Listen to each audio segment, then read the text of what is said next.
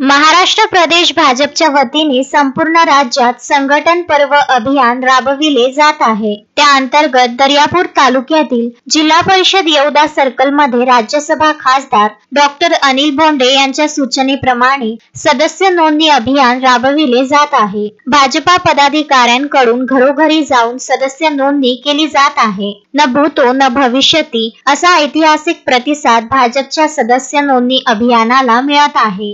राज्याचे मुख्यमंत्री देवेंद्र फडणवीस, प्रदेशाध्यक्ष चंद्रशेखर बावनकुळे, संघटन पर्व प्रदेश प्रभारी रवींद्र चव्हाण यांच्या मार्गदर्शनाखाली व भाजपचे जिल्हाध्यक्ष डॉक्टर अनिल बोंडे यांच्या सूचनेप्रमाणे दर्यापूर तालुक्यातील येवदा जिल्हा परिषद सर्कल मध्ये येणाऱ्या गावांमध्ये भाजपा पदाधिकाऱ्यांकडून घरोघरी जाऊन सदस्य नोंदणी अभियान गेल्या आठवड्याभरापासून राबविले जात आहे। या अभियानांतर्गत तरुण, तरुणाई, ज्येष्ठ, महिला, मजूर, कामगार, समाजातील सर्व घटकातील नागरिक यांची नोंदणी केली जात आहे। त्यांना भाजपचे सदस्य करून घेतले जात आहे।